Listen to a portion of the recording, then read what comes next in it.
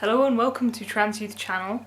My name is Zach and I'm your Sunday guy, so if you're watching this on Sunday, happy Sunday. If not, then happy whichever day it is for you. So this week's topic is beauty image and the way in which masculinity and femininity is perceived. So generally, most people are aware of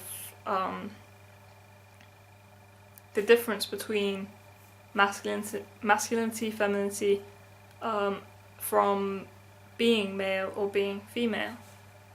Most people are aware of that. However, sometimes there can be a bit of confusion with the difference between sort of sex, gender, and then the way that your identity is expressed through being masculine or feminine.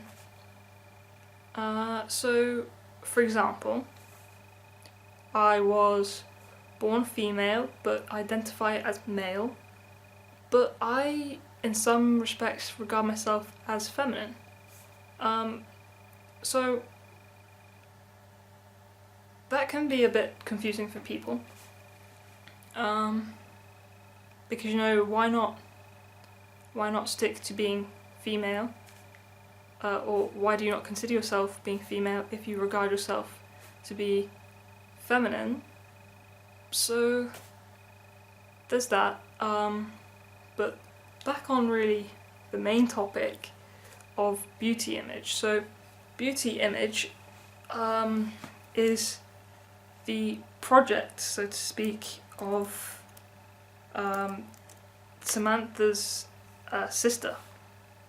So that's her project is all about, loving our bodies the way in which they are and how we perceive them. So quoting what their line is here, it says, as a woman, whether trans or curious or cis, we all deserve to feel beautiful and love ourselves. We all deserve to be comfortable in our skin and confident in our own way.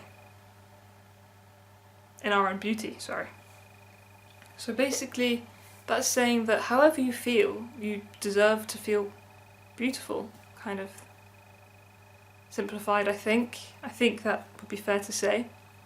And I hope that makes sense the way I've tried to explain that, and read. Sorry about the reading there. But yeah, so I think advice for people who are trans and perhaps uncomfortable or not fully comfortable in themselves is quite a key aspect, really, of this as a topic, because obviously, okay, not in every case, but some trans people feel uncomfortable in their body and would want to change this, whereas some trans people are perfectly happy with how their body is. It's just more of the expression in a way. And to some extent that is true for myself. But it's not just trans people anyway.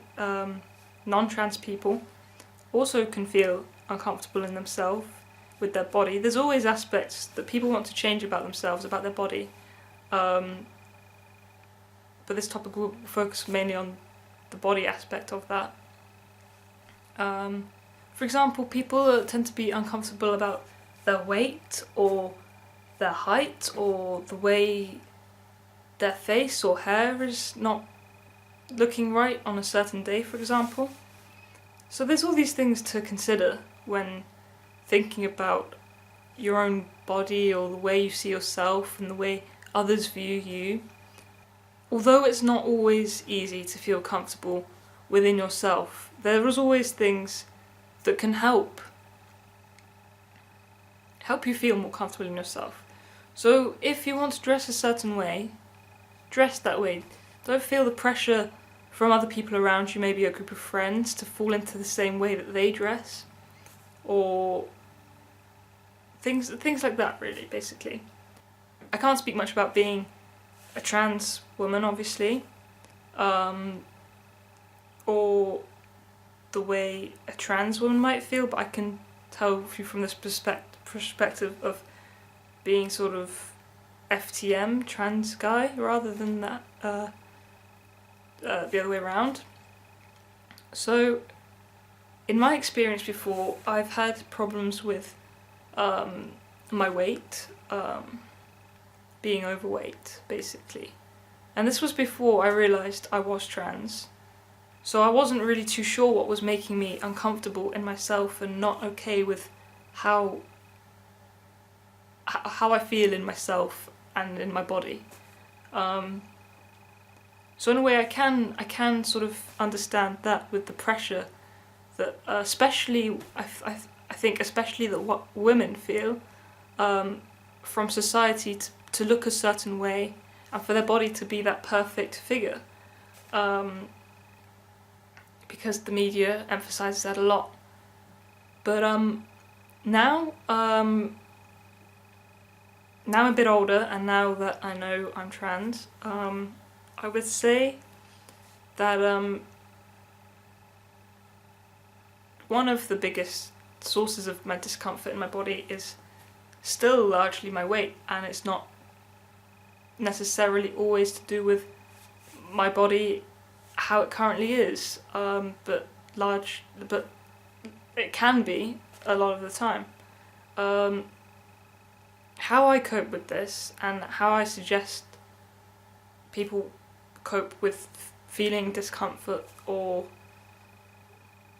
bad days and things like that related to their own image is, as I said, dress how you want to dress. So for me, I like to dress up, not in clown's costumes or anything, but dress up as in smartly. I enjoy a good occasion which allows me to dress up more formally. Even when I go to school, I enjoy to wear like a shirt with a waistcoat.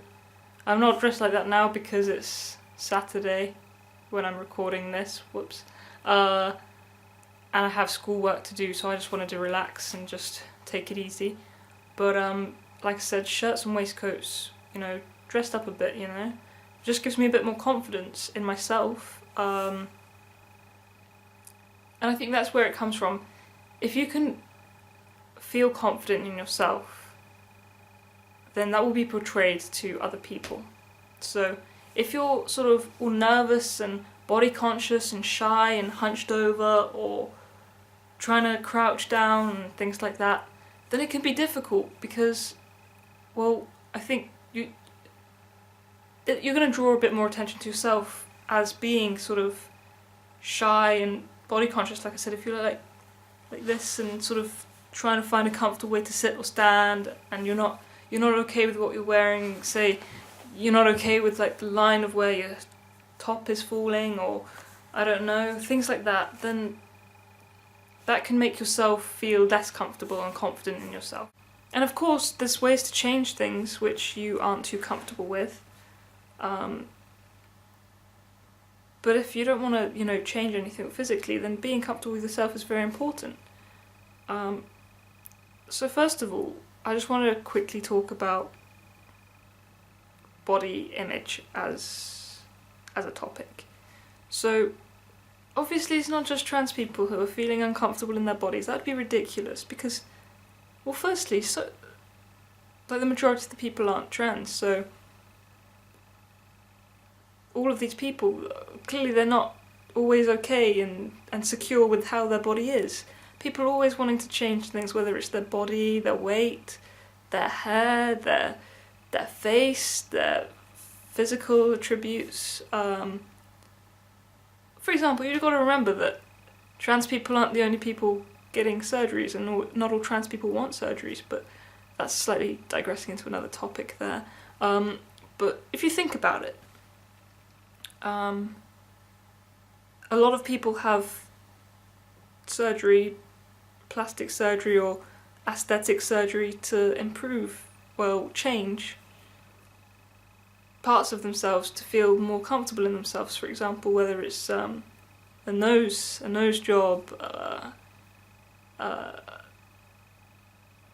enlargements in areas, things like that. So it's not just trans people, it's everyone. But obviously, these things can help trans people. I shall see you next week. Enjoy your week. See you next time. Goodbye. I have come to you guys completely bare. I am wearing no foundation whatsoever. Um, my hair is all tied back so it's not accenting my face.